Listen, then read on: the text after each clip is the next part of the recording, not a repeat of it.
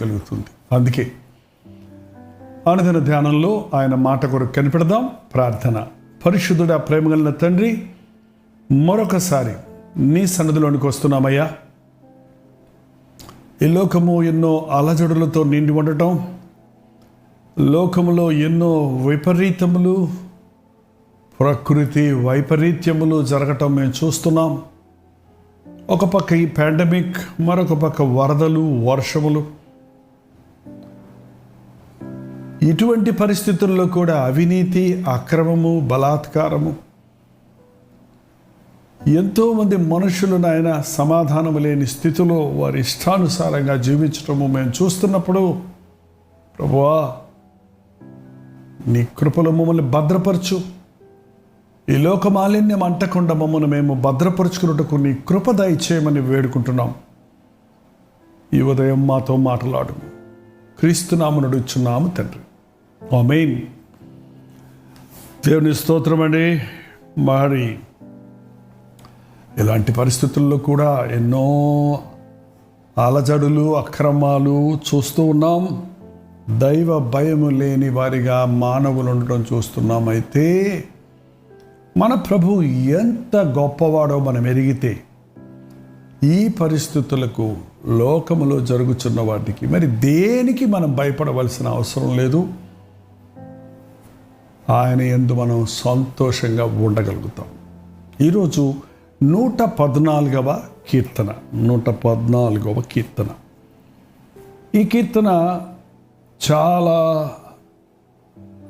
చక్కటి కీర్తన. దేవుని యొక్క గొప్పతనాన్ని చూపించేది. సృష్టి అంతా ఎలాగూ దేవుని స్తుతిస్తుందో అన్నది గుర్తించగలం. కేవలం 8 వచనాలే ఉన్నాయి. చదువుతున్నాను, వినండి. ఐగుప్తులో నుండి ఇశ్రాయేలు, అన్య భాష గల జనులలో నుండి యాకోబు బయలు వెళ్ళినప్పుడు యూదా ఆయనకు పరిశుద్ధ స్థలమాయను, ఇశ్రాయేలు ఆయనకు రాజ్యమాయను. సముద్రము దానిని చూచి పారిపోయెను. యోర్దాను నది వెనకకు మళ్ళెను. ఏంటండి? దేవుని ప్రజలతో దేవుడు ఉన్నప్పుడు, దేవుని ప్రజలకు దేవుడు సహాయం చేసినప్పుడు, ఎన్ని ఆటంకాలు, అవాంతరాలు కలిగినా, ఎన్ని అడ్డంకులు ఉన్నా, ప్రభువు మన ముందర ఉంటే సముద్రము పారిపోతుందట. అది ఎట్లా కుదురుద్ది? సముద్రం ఎక్కడ పారిపోతుంది? సముద్రాన్ని ఎవడన్నా కదిపించగలరా? సముద్రపు పొంగును ఎవరన్నా అణచగలరా? సముద్రాన్ని ఎవరన్నా సద్దుమణిగింపగలరా? ఎందుకు లేదు? సముద్రాన్ని సృష్టించిన దేవునికి మాత్రమే అది సాధ్యము. ఆయనకు సమస్తము సాధ్యము.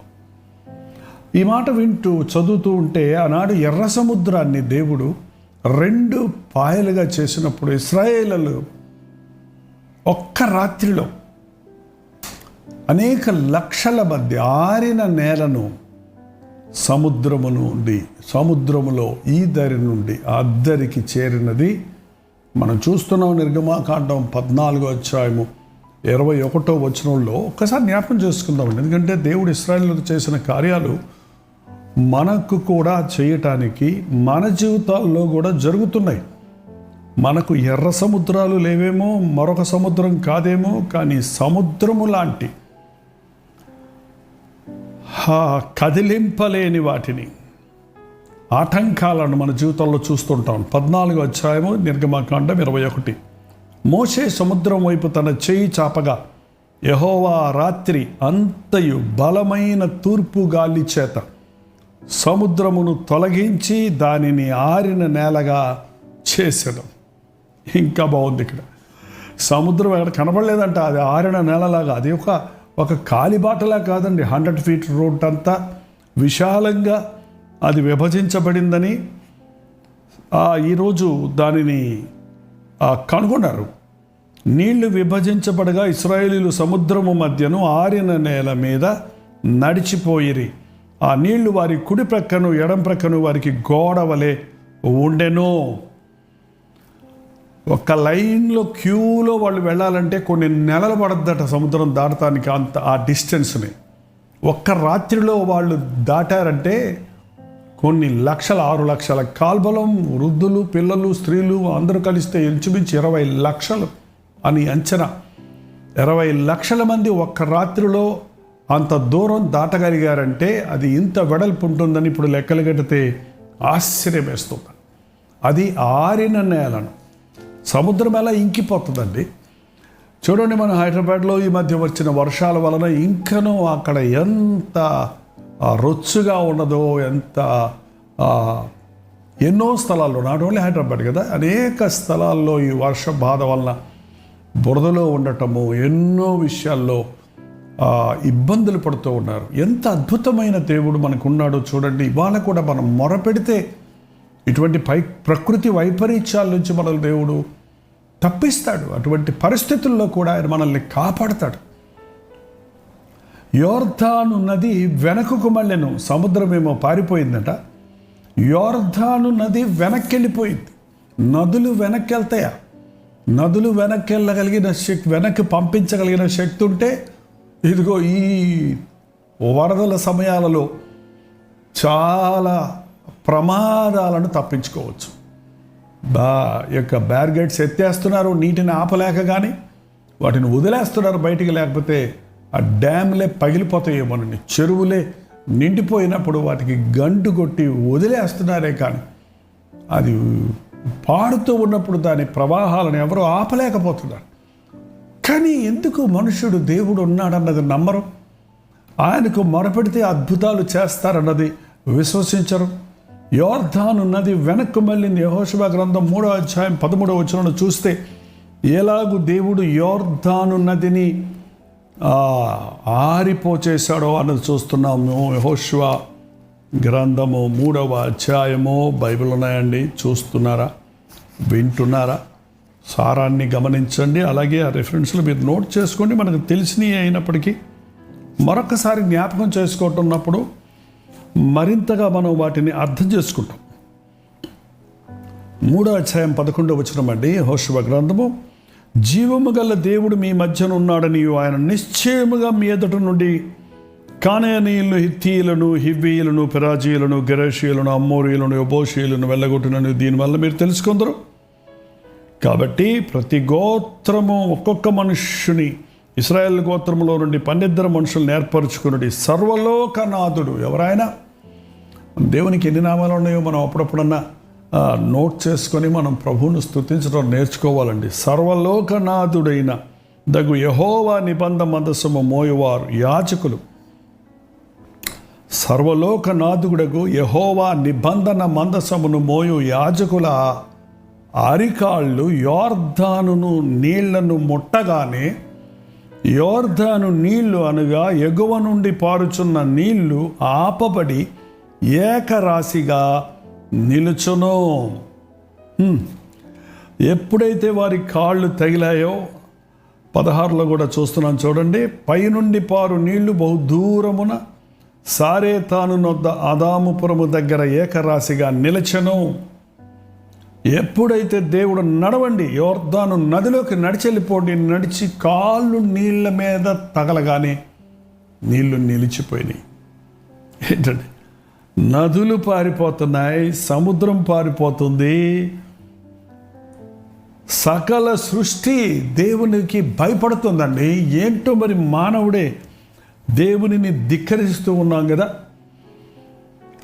మళ్ళొకసారి వెళ్దాం చూడండి. 4వ వచనం అండి, 114:4.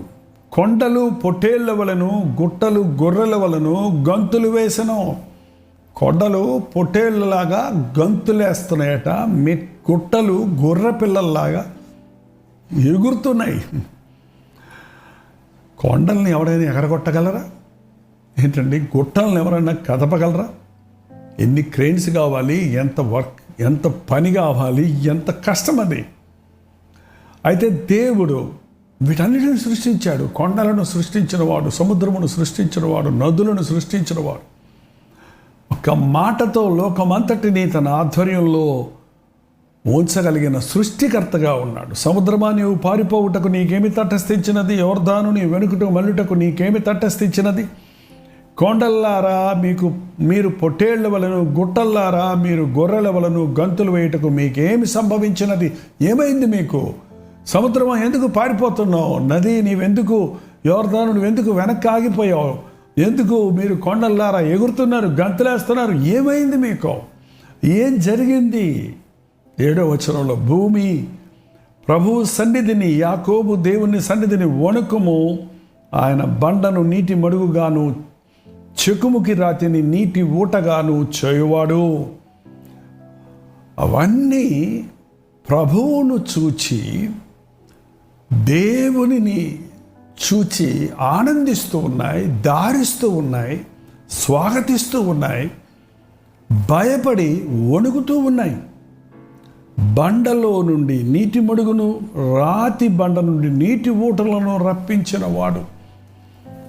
ఏంటంటే నీళ్లు లేవు అన్నప్పుడు ఇశ్రాయేలు జనాంగానికి బండను కొట్టగానే అందులో నుంచి నీళ్ళు వచ్చాయంటే ఏమన్నా 2 చెంబులు 3 చెంబులు 10 బకెట్లు అనుకున్నారా? ఎంత మంది అండి? 20 లక్షల మంది తాగడానికి నీళ్లు ఎన్ని గ్యాలన్స్ కావాలి, ఎన్ని వ్యాగన్స్ కావాలి? ఆ బండలో నుండి దేవుడు అద్భుతాలు చేశాడు. నేను ఈ కీర్తన చదువుతున్నప్పుడు ఇందులో ఇంక వేరే ఏమీ లేదండి. అక్కడ సృష్టి అంతా కూడా దేవుని ముందు వణుకుతుంది. సృష్టి అంతా దేవుణ్ణి స్తుతిస్తుంది. సృష్టి అంతా ప్రభువును చూచినప్పుడు గంతులు వేస్తుంది. సృష్టి అంతా దేవునికి లోబడుతుంది. మరి నువ్వు నేను ఏం చేస్తున్నాం? సృష్టికర్తను మరచి సృష్టిని పూజించే వారిగా ఉన్నాం, సృష్టి మీద ఆధారపడేవారిగా ఉన్నాం. ఎంత విచిత్రం అండి! మానవుడిని దేవుడు తన ఆకారంలో, తన స్వరూపంలో చేసుకుని ఈ సృష్టి అంతా మన కొరకు చేస్తే, ఇవన్నీ ఇచ్చిన ప్రభువును మరచి వీటికి భయపడుతున్నాం, తుఫానుకి భయపడుతున్నాం, గాలికి భయపడుతున్నాం, అగ్ని ప్రమాదాలకు భయపడుతున్నాం, ప్రకృతి వైపరీత్యాలకు భయపడుతున్నాం, క్రూర మృగాలకు భయపడుతున్నాం, అన్నిటికీ భయపడుతున్నాం. కానీ వీటన్నిటినీ సృష్టించిన దేవునికి భయపడవా? దేవునికి భయపడరా? దేవుడు ఉన్నాడు, నన్ను చూస్తున్నాడు. ఈ దేహముతో జరిగించిన వాటి కొరకు నేను దేవునికి లెక్క చెప్పాలి అన్న భయం వద్దా? నేను తప్పు చేస్తున్నాను, దేవునిని బాధ పెడుతున్నాను అని గ్రహింపొద్దా? ఈ రోజున మనుషులు దేవునికి భయపడటం లేదు. ఈ రోజునేంటి? ఆదాము హవ్వల దగ్గర నుండి ప్రారంభమైంది. దైవ భయము బొత్తిగా లేనటువంటి స్థితి. మనుష్యుడు సృష్టిని, లోకాన్ని అన్నీ అనుభవిస్తున్నాడు. అవి తారుమారైనప్పుడు వాటికి భయపడి వణుకుతున్నాడు. కానీ వీటిని సృష్టించిన సృష్టికర్తను మరచుచున్నాడు. ఈ ఉదయకాలం దేవుని వాక్యాన్ని ధ్యానిస్తున్న మనం ఎవరికి భయపడాలండి? మన సృష్టికర్తకు మనం భయపడాలి. ఆ శిలువ మీద ఉన్న నేరస్తుడు అన్నాడు, నీవు దేవునికి భయపడవా? మనమును ఇదే శిక్షా విధిలో ఉన్నాము, కానీ ఈయన యందు ఏ దోషము లేదు అని చెప్పాడు. ఈ రోజున దైవ బైబిల్ లేని మూలాన మనుష్యుడు వాడి ఇష్టానుసారంగా జీవిస్తున్నాడు. ఇంకొక వాక్యం చూసుకొని ప్రార్థన చేద్దాం. చూడండి, రోమీయులకు రాసిన పత్రిక 1వ అధ్యాయము. రోమీయులకు రాసిన పత్రిక 1వ అధ్యాయము. Just a minute. రోమీయులకు రాసిన పత్రిక 1వ అధ్యాయము. చాలా ఉంది ఇక్కడ, చదవలసింది మాత్రమే చదువుదాం. 21వ వచనం. అన్ని వచనాలు చదవండి తర్వాత మీరు. మనము వారు దేవుని ఎరిగియు, ఆయన మరియు వారు దేవుని ఎరిగియు ఆయనను దేవునిగా మహిమపరచలేదు, కృతజ్ఞతాస్తుతులు చెల్లింపలేదు, కానీ వాదముల చేత వ్యర్థులేరు. వారి అవివేక హృదయము అంధకారమాయను, తాము జ్ఞానులమని చెప్పుకొనుచు బుద్ధిహీనులైన వారు అక్షయుడగు దేవుని మహిమను క్షయముగు మనుష్యుల యొక్కయు, పక్షుల యొక్కయు, చతుష్పాద జంతువుల యొక్కయు, పురుగుల యొక్కయు ప్రతిమా స్వరూపమునకు మార్చిరి. ఎంత భయంకరమాట! వారు దేవునిని ఎరిగి దేవునిగా మహిమపరచలేదు గనుక పశువులు, మనుషులు, పక్షులు, చతుష్పాద జంతువులు, పురుగుల స్వరూపానికి దేవుణ్ణి మారుస్తారా? ఎంత ఎంత భయంకరమైన పరిస్థితి అండి. తర్వాత కూడా చదువుదాం. ఈ హేతువు చేత వారు తమ హృదయ దురాశలను అనుసరించి తమ శరీరములను పరస్పరము అవమానపరుచుకున్నట్లు దేవుడు వారిని అపవిత్రతకు అప్పగించను. అట్టివారు దేవుని సత్యమును అసత్యమునకు మార్చి సృష్టికర్తకు ప్రతిగా సృష్టమును పూజించి సేవించిరి. సృష్టికర్తకు బదులుగా సృష్టమును పూజించి, సృష్టించిన సృష్టిని పూజించి సేవించారు. ఏంటంటే దేవునిని మహిమపరచలేదు కనుక వారి హృదయం అంధకారమైపోయింది.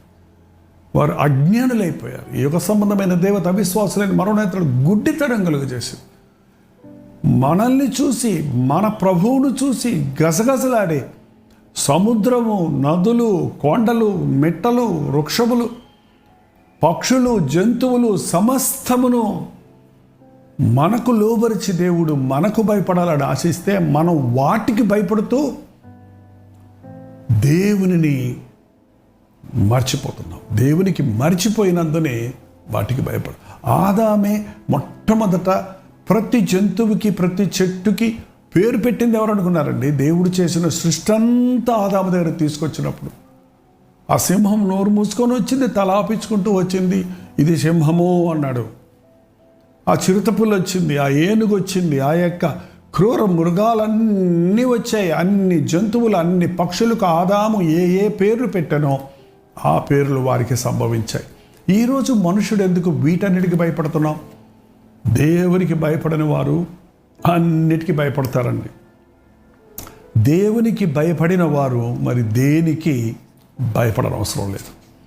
దేవునికి ఇవ్వాల్సిన స్థానం దేవునికి ఇస్తే నీవు అన్ని విషయాలలో దేవుని యొక్క శక్తిని కలిగి ఉంటావు.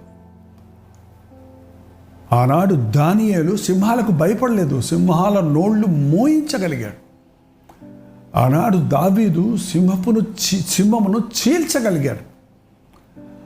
బైబిల్లో మనం చూస్తున్నాం, దేవుడు మనకిచ్చిన అధికారాన్ని మనం పోగొట్టుకున్నాం. ఒకసారి ఆదాము గురించి చూడండి. ఆదికాండం 2వ అధ్యాయం 18వ వచనంలో, మరియు దేవుడైన యెహోవా 19వ వచనం చదువు సరిపోద్ది. దేవుడైన యెహోవా ప్రతి భూ జంతువును, ప్రతి ఆకాశ పక్షిని నేల నుండి నిర్మించి ఆదాము వాటికి ఏ పేరు పెట్టునో చూచుటకు అతని యొద్దకు వాటిని రప్పించను. జీవము గల ప్రతి దానికి ఆదాము ఏ పేరు పెట్టనో ఆ పేరు దానికి కలిగెను. దేవుడు సమస్తము సృష్టించి ఆదాము దగ్గర తీసుకొచ్చి ఏం పేరు పెడతావో పెట్టరా, నీ ఇష్టం వచ్చిన పేరు పెట్టుకోమని వాటన్నిటినీ ఆదాముకు లోబరిచాడు. కానీ ఈరోజు మనుష్యుడు లోకానికి, పాపానికి బానిసైపోయి దేవునిని విడిచిపెట్టినందున ప్రకృతి వైపరీత్యాలు కలుగుతున్నాయండి. అనేక రకాలైన విపత్తులు కలుగుతున్నాయి. సూర్యుడు ఆగు అంటే ఆగాడు యెహోషువ ప్రార్థన చేసినప్పుడు. చంద్రుడు అక్కడే ఉండు అంటే చంద్రుడు ఆగాడు. ఒక రోజంతా 24 hours ఎక్కడున్నాడో అక్కడే ఉన్నాడు సూర్యుడు. సృష్టిని కూడా గద్దించగలిగిన శక్తి మానవుడికే ఇచ్చాడు దేవుని సహాయంతో.